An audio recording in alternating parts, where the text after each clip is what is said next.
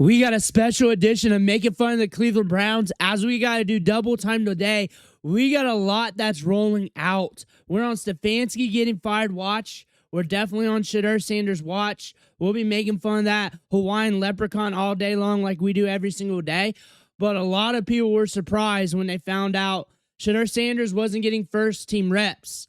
But that's not correct. It's not correct. It's not real. Because that's just the tip of the iceberg. And that's pretty much what I've been covering on here for the last 6 months, talking about the reps of these quarterbacks. We're going to deep dive this more today. I got more to cover with you guys. And those who haven't been following the last 6 months will get an idea of why these quarterbacks, both Gabriel, Shedeur, Flacco, have been looking this way as I break down the reps from training camp, minicamp, OTAs, how things went throughout the offseason as we Da Vinci Code Stefanski and the Cleveland Browns. Before we dig in, though, you need to click that subscribe button right now because we're watching these quarterbacks every day. We've been doing this every day. We've been covering the clips from the radio stations, covering the practice clips, whatever news, rumors that came up with these quarterbacks. We were here. We got more for you. I got extra information that nobody really else has, but some people do, but nobody's bringing up. But we're going to do that here today. Click that button. Stop missing out. The first things first, Stefanski came clean. We talk so much about, or we asked you a lot about Shedeur not getting any reps with the starting units. So that was like really his first legitimate snaps and reps with the starting offense, correct? Yes. Do you think that there was any maybe kind of rust or? Yeah, I understand the question. I would tell you we do so much work with the quarterback position and the entire team, not just those reps on a practice field. And those are, as we all know, those are tough reps for when you have a young starter as well. But there's so much that we do to supplement that type of thing. It also seemed like, especially when Shedeur got there, I mean, I think the entire game they showed a lot of cover zero and dropped out, and it seemed like Shedeur kind of struggled with that, and Dillon as well. Do you think that as a staff, you guys could have done anything better? I always think we can do better. Kevin, knowing that you guys might have had to throw Shedeur into a situation like this at some point once he became QB2, why wouldn't he get any first team reps with the starters in practice? Yeah, I understand the question, Mary Kay. I would tell you, you're always trying to get your starter ready to play, and certainly when your starter's a rookie, those are very valuable reps.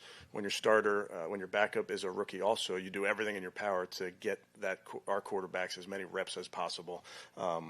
Post-practice, after practice, extra meeting time, so that's just part of how it goes. But the bottom line is we trust both of our players. We trust all of our players because of the work that they put in. How do you feel like Shedeur managed the pressure that the Ravens threw at him? Yeah, we didn't do a good enough job, period, as a team and certainly as an offense in there. So we'll make sure that we get back to work. Is it fair to say that you think Shedeur would have a much better chance of being successful if you guys game plan for him and play to his strengths and he's got those reps? I think that's true probably of every backup, Mary Kay. And I think that was a part of earlier in the season with Joe as your starter and Dillon as your backup. There's things that you're going to lean into with a different player. So that's no different for all of your players. You want to make sure that your players, particularly that position, have plays that they're comfortable with. So to Zach's question, of course, the playbook's open, but there's stuff that you're going to make sure you call that there's a comfort level for your quarterback. Kevin, the challenge, you waited. Were you still collecting information, or were you just waiting for them to? Collecting information. It's tough when He came clean later last week, earlier, a few days ago, and we covered this on Saturday morning, that nothing has changed. As in, no first-team reps. We called this out. We said if he's going to be out there, he's not going to be optimal. He's not going to be optimal. He's not going to be playing to himself. It could still look good. It probably won't be looking like him, though, and it didn't look good. It didn't look good, and we're not surprised. We're not surprised. The thing about this, with the first-team reps, he's never had first-team reps, ever. Not in training camp, minicamp, OTAs. Barely had second-team reps. And then in training camp, to start things off, at the end of drills, the first couple practices, he was thrown to equipment guys. And there's more to that. There's more to that. And then to start things off, too, we're in the rookie camp. Rookie camp, him and Gabriel both looking good. That's a setting where two young quarterbacks drafted in the middle of the draft. are going to look good. Competing against air, competing against some practice squad jabronis. Then you get to OTAs. Then things really dial up. Things really dial up a little bit more. That's where Dillon Gabriel starts showing off the errors. Balls batted down, interceptions, start messing up. Shedeur Sanders, perfect in practice pretty much. 70 to 80% completion rate, killing all the other quarterbacks when they do the stats. And then minicamp happens. Gabriel has a few more bad practices. And Shedeur, not one bad practice still. We go to training camp. Training camp starts off. And starts off a little bit weird because Shedeur's throwing with equipment guys while everybody else is getting practice reps. And Shedeur, after that point, starts rocking, again, 70 to 80% completion rate.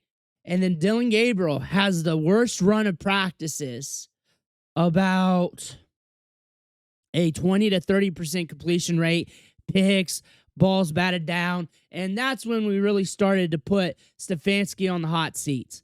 That's when you start looking at this picture right here and you're like, something's up. Something's up with this right here. You're looking at this like, what's going on right now? Because anybody else, just with the common sense of the context, would have elevated the competition. You have this one guy drafted in the 5th round, supposed to be in the 1st round, fell out of draft, whatever you want to believe or think or whatever. It is what it is at this point because we're in July. You do not do anything to elevate his scope. Not like an extra 2 or 3 reps and 11v11s with 2s or even 1s. You don't do anything. This guy here, a lot of errors. You're not pushing the competition. And you notice that. And we call that out like, hey, both these guys would develop faster if you really made some changes here. If you really ramped up the competition. Ramp up the competition between the two. It would help both of them out. Give them a little bit of pressure coming into practice now. Gabriel's not getting it done. He looked like what he was doing in game here in training camp. We get into the season. Flacco's not looking great. Flacco mentions he wants more reps. Flacco gets traded. Pickett's already traded. They had too many quarterbacks to begin with starting off the offseason. They're not managing their reps appropriately. Nobody's getting prepped for the season, not even Flacco. They must have thought Flacco was good to go with the experience or whatever. Flacco was not down with the reps. He mentioned it like once or twice lightly, and he does not speak up. He does not speak up. Once it becomes Gabriel being the starter, we come to here. And you'll notice that Shedeur, and it was mentioned, was not getting first-team reps at all. For Kevin Stefanski to say the first time that Shedeur Sanders had taken a snap with the starters, with the ones, was in this game, is malpractice. At no point in time, and this is what I said, Ocho, so at no point in time, so you don't think Dillon Gabriel could possibly get hurt. He can't possibly bring a knee, bring a shoulder, get concussion. There's no possible way anything could possibly go wrong that you want to get Shedeur like 1 reps with the ones, 2 reps with the ones. I ain't saying split it 50-50. I understand that. But even when John was taking the majority of the reps, John, if we did 10 reps in a period, the backup would take 2. Just in case.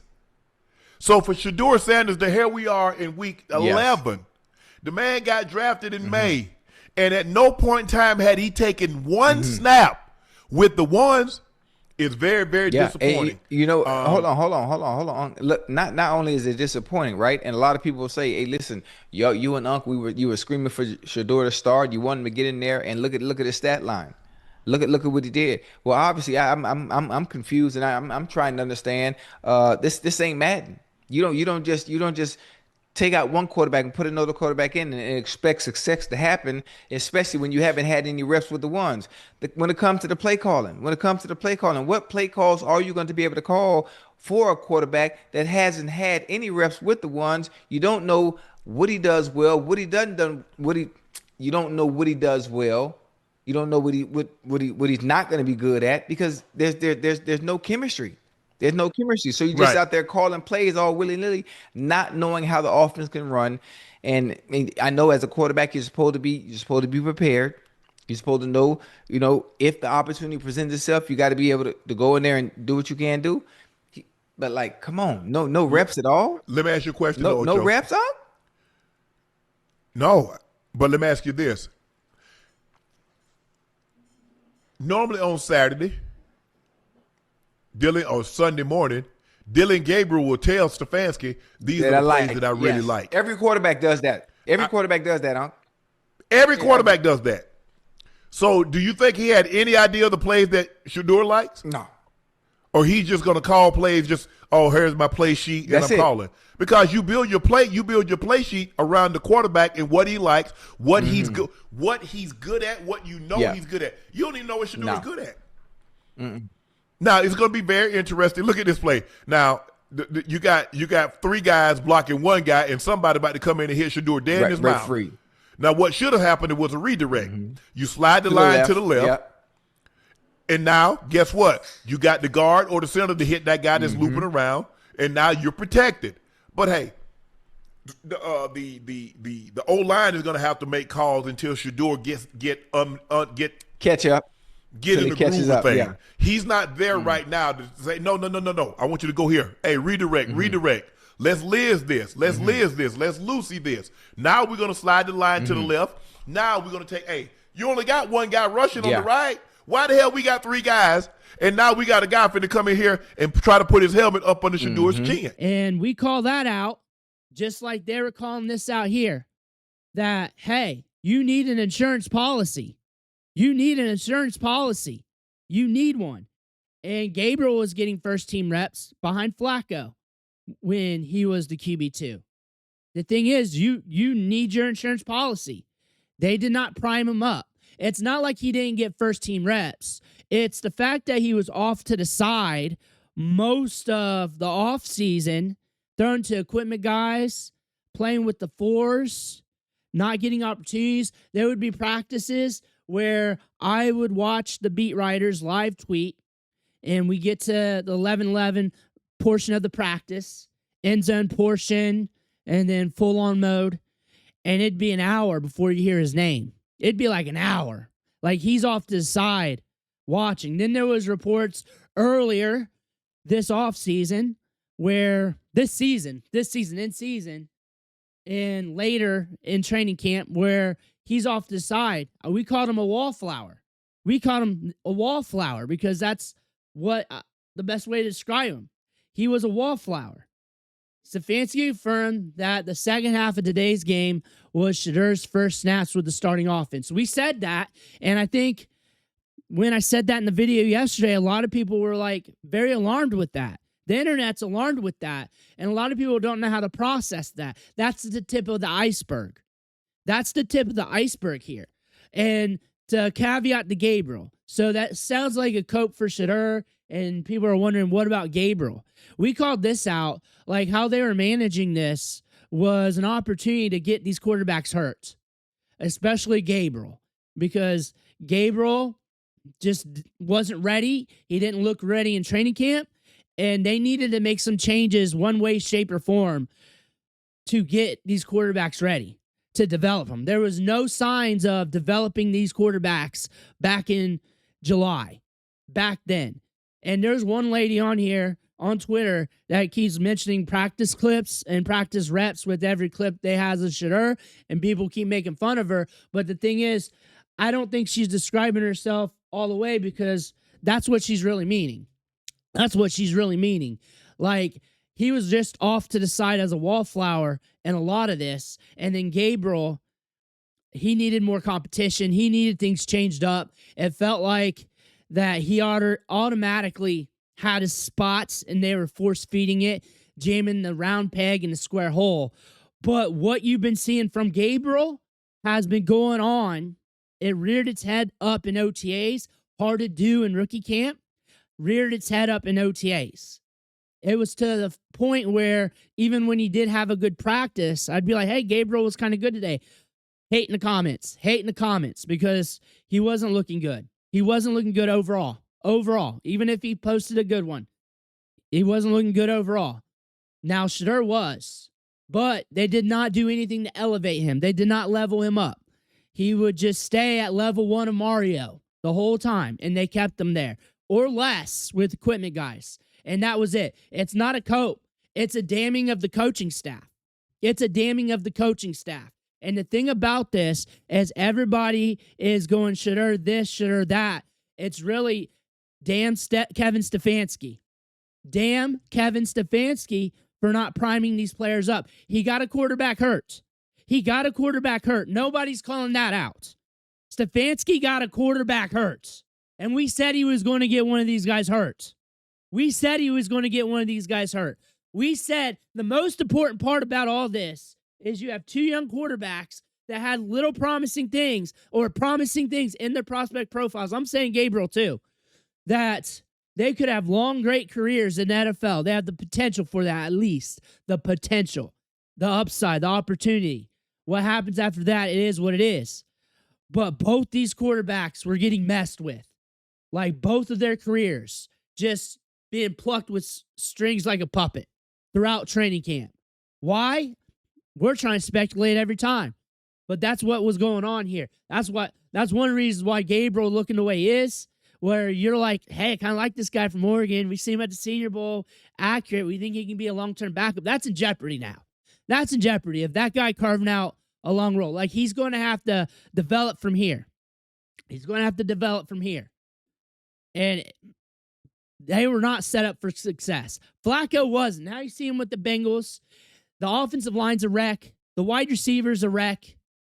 The practice portion for these quarterbacks, the reps being split up, was a wreck. Flacco mentioned it. It's going to be hell trying to find the clip. Now, that was months ago. But he mentioned that he wished he would have got more reps, but it is what it is. Like, he does not come out and say things. Like, if you get a little sentence out of him, like, that's damning. I wish I went harder on that. That was a damning sentence. And Shedeur wasn't getting really reps. And then it was just a mess. It was a mess in camp. And now this mess is coming forward. And now you guys look at Shedeur and you look at Gabriel, and we make the jokes. But there's a reason why we say Stefanski getting fired watched. Like, he's not just losing games. He's hurting guys' careers here. Let me know what you think in the comments below. I want to hear about that. Make sure you hit that subscribe button on the way out. One thing for watching. Catch you on the next video.